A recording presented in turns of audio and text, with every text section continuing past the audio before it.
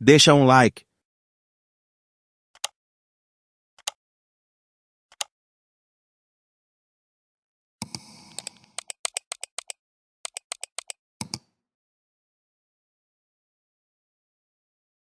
Na questão da personalidade, quando chega alguém, por exemplo, com autismo ou TDAH, costumam ter personalidades parecidas ou isso não existe uma conexão?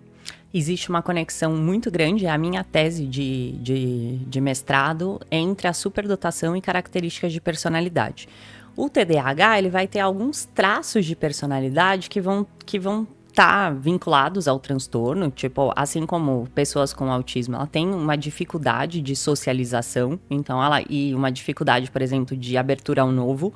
Eles tendem a gostar mais de uma rotina, né, de funcionar melhor numa rotina, então a maioria deles vai ter um traço ali de abertura ao novo um pouquinho mais baixo.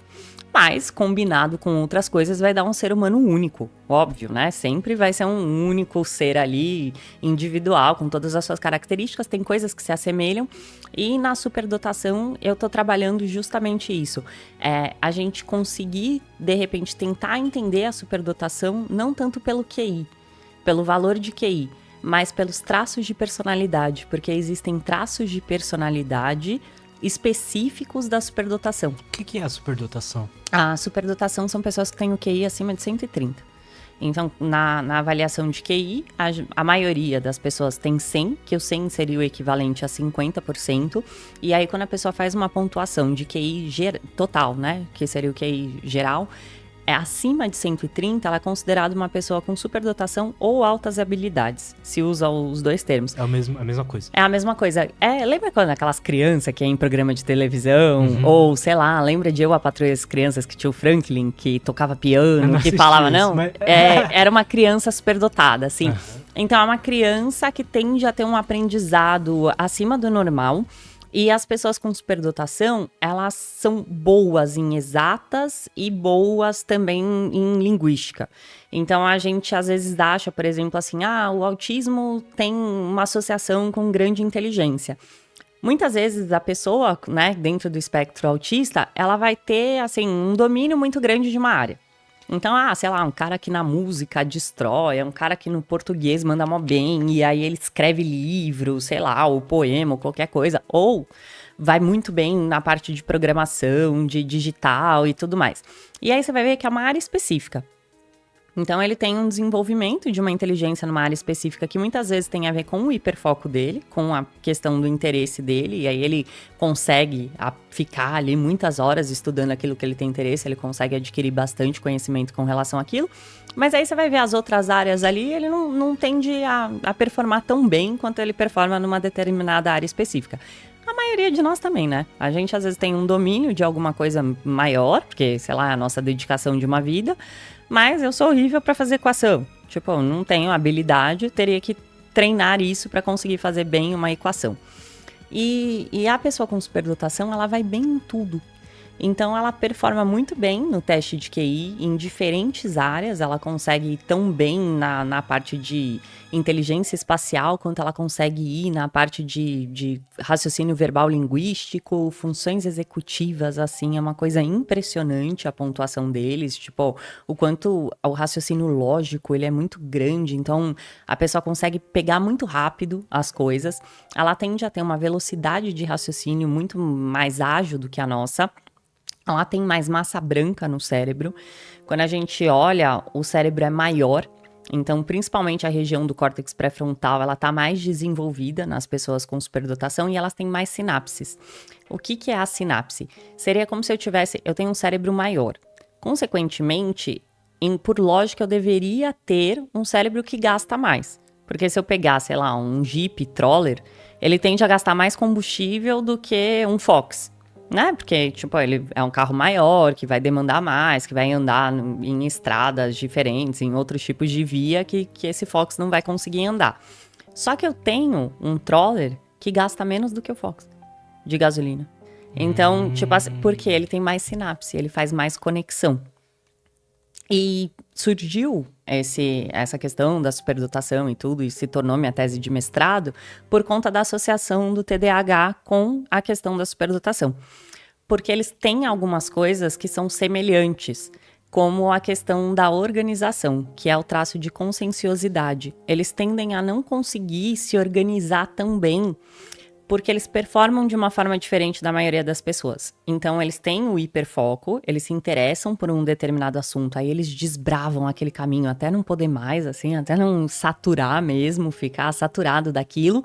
E depois, sei lá, venceu o desafio, é o que você falou, o podcast já deu certo, agora eu quero escrever um livro, agora eu quero lançar um curso, agora eu quero fazer outra coisa. Tipo, à medida que os desafios vão sendo vencidos, eles tendem a não ter mais tanto interesse naquilo, tem dificuldade de manter rotina, dificuldade de performar como as outras pessoas, como as pessoas neurotípicas que a gente fala, né? E trabalhar esses traços de personalidade, eu acho que é importante porque tem muitas características que as pessoas não sabem a respeito da superdotação. Primeiro que é um assunto, um tema que não é muito falado no Brasil, apesar da gente ter, né, o Mensa, por exemplo, que é uma instituição para superdotados e tudo mais, eles têm muito sofrimento. Quais são as dores dos superdotados? Eles têm muita dor de organização, eles têm dificuldade de relacionamento, porque aqui eu vou te dar uns exemplos práticos de relacionamento, porque eu tô atendendo muito superdotado por conta do mestrado, tá? Então, tipo, eu tenho feito entrevistas com muitos deles e tudo mais, a gente tem feito os questionários, mas, por exemplo, assim, eles têm uma capacidade de ler o outro. Lembra que você me falou que, às vezes eu consigo mais ou menos dar uma mapeada e saber uma coisa que vai ser uma tendência? Tipo, eu percebo uma tendência e aí eu tendo a querer fazer um pouco mais aquilo, porque eu percebo que, tipo, um podcast vai dar bom, vou montar um podcast. Uhum. Que foi verdade, você veio com isso quando ninguém fazia. Hoje em dia tem 800. E aí, você tem essa leitura do outro. Então, você olha o outro e mais ou menos você dá uma mapeada no comportamento. Porque lembra que a gente falou que a maioria dos comportamentos é automático? Então, sei lá, você deu 2 conversadas comigo de 1 hora, e aí você fala, a Nath tende a se comportar de tal forma. Ela tende a fazer isso de tal forma. E aí você vai numa reunião com uma pessoa, e você já conversou, vai ter 3 pessoas lá, e você e seu sócio. E você já conversou com essas 3 pessoas em momentos diferentes, aí você vira pro seu sócio e fala assim, fulano vai falar não sei o quê, ciclano vai falar não sei o quê, e beltrano vai falar não sei o quê. Eles vão discutir no nanã. Quando eles falarem isso, a gente vai falar aqui e aqui que você entra com tal coisa. E aí sai da reunião, o cara fala, como é que você sabia? Porque as pessoas têm comportamentos automáticos. E quando você tem uma capacidade maior de leitura e de observação e uma inteligência muito grande para fazer isso, você tende a mapear o outro. Até aí eu falei uma característica positiva, eu fechei um negócio. Mas, por exemplo, eu tô saindo com uma menina, tá? E aí eu já sei que, sei lá, já sei que a gente vai transar. Já sei, porque, tipo, você saiu, você falou comigo 20 minutos e eu falei, já vou. E aí a pessoa tende a queimar a linha de largada. Porque, socialmente, a gente tem que ter algumas coisas para que a gente consiga chegar ali nesse ponto, né? E aí, se você pegar e chegar na menina e falar assim, a gente já vai transar mesmo, por que a gente vai na minha casa? Vai te falar, não vou. Né? Nada a ver, tipo, eu ia esperar até o segundo, né? Mas aí, tipo, meio que não faz muito sentido, entende? Tipo, pra eles, porque eles são mais práticos. Então, tipo, já que já vai rolar, por que já não rola? Tipo, já que a gente já vai namorar, por que a gente já não namora? Sabe, assim? Só que imagina isso, você conviver com alguém assim. E pra eles dói muito, porque eles não entendem. E o que eu costumo falar, principalmente quando eu analiso e vejo que a pessoa tem a superdotação, que a gente tem, segundo a OMS, 4% da população com superdotação. É o mesmo número de pessoas com TDAH. Mesmo número. E, se a gente vê tanta gente com TDAH, tem bastante gente superdotada por aí, né? Que talvez nem saiba que é. E aí, quando eu faço lá a avaliação e dá, né, um QI alto e tudo mais, eu costumo falar o seguinte, não é um diagnóstico, é uma condição, tá? Apesar de que muitas pessoas falam assim, eu fui diagnosticado com superdotação, tipo, parece que é um sofrimento tão grande que pra pessoa ela vê até como se fosse uma doença, assim, mas não é uma doença. Aí eu falo assim, o nosso mundo, ele foi feito para as maiorias. Então, a gente tem um mundo que foi padronizado para todo mundo. Todo mundo é neurotípico, né? A maioria das pessoas não tem o QI acima da média. Então, o seu funcionamento dentro desse mundo é como se você fosse um habitante de Marte, mas você estivesse na Terra. E aí, se você estivesse em Marte, todas as coisas fariam muito sentido, porque as pessoas seriam muito parecidas com você. Mas você é um marciano lidando com terráqueos. Então você tende a ter essa dificuldade. A escola não foi feita para pessoas com superdotação, eles pegam as coisas muito rápido, o trabalho, eles tendem a performar muito mais rápido. Então, por exemplo, atendia um paciente, esse era meu paciente mesmo, não era do mestrado, né? Não era só uma pessoa que eu estava entrevistando ali para o mestrado. E aí, o que ele fazia? Ele trabalhava numa empresa, e nessa empresa ele tinha um horário para cumprir, vai lá das 8 às 18. Ele tinha que estar ali logado, só que era um trabalho que ele fazia em casa. E aí, o que ele fazia? Ele acordava e ligava o computador. Aí ele ligava o computador, deixava o computador ligado, ele estava logado, não sei o que e tal. E aí ele ia assistir TV, ele ia ver série, ele ia, tipo, fazer nada. Vários nadas, que ele gostava de fazer vários nadas. E ele falava assim. E aí quando dava lá, tipo, 17 horas, 16 horas, não sei o que, ele entrava e entregava tudo. E aí uma vez o chefe dele chegou pra ele e falou assim, eu sei que você fica dormindo nos negócios, você loga na reunião, só que você não tá, não sei o que, você nunca fala nada, não sei o que, só que eu só não te mando embora porque você entrega.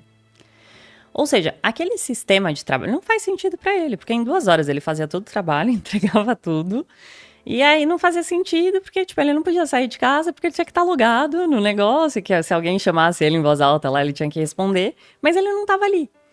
E a gente tem um mundo que não foi feito. E a maioria das pessoas não consegue entregar o mesmo trabalho em 2 horas. Elas precisam das 8 horas de trabalho para elas conseguirem entregar. E como para ele era muito rápido de fazer, ele ia lá fazer, ele trabalhava com programação, era nessa parte aí. E aí ele entrava lá, mexia nos negócios, não sei o que, às vezes tinha que ficar 1 hora a mais quando tinha uns pepinos, não sei o que, e tal. Mas não trabalhava o dia inteiro. Aí ele falava assim, meu, é muito frustrante. Porque eu não faço nada. Tipo, a minha vida é chata. Porque eu não... É muito chato. Meu trabalho é chato. Tipo, é um negócio muito idiota que eu entro lá e falo, então, ó, não tem desafio.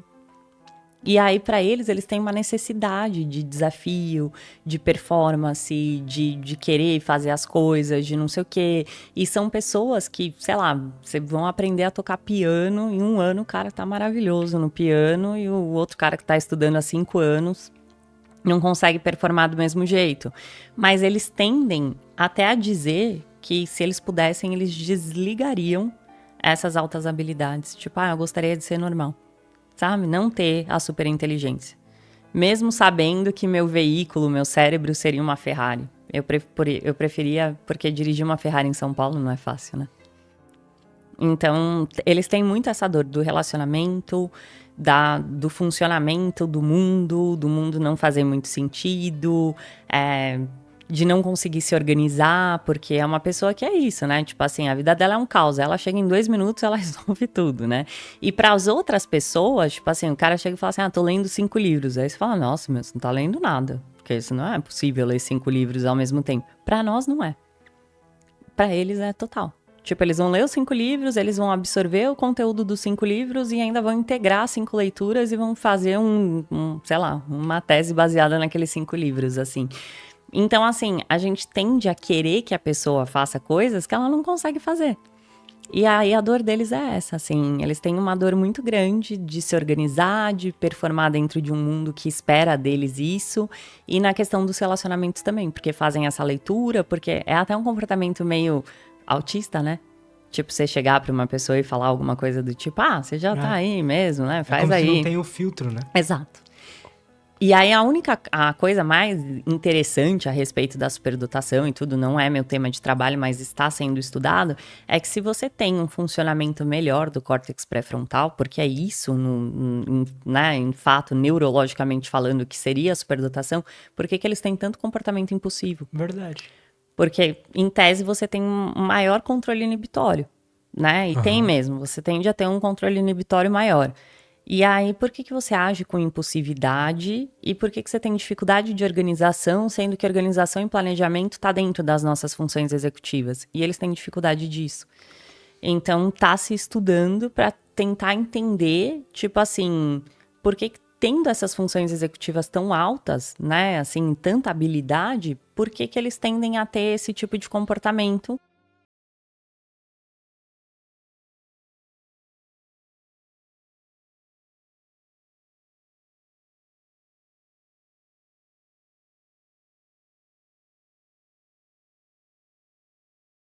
E aí, deixou o seu like?